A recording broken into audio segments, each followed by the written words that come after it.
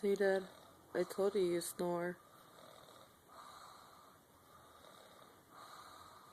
Except you're being very quiet compared to usual.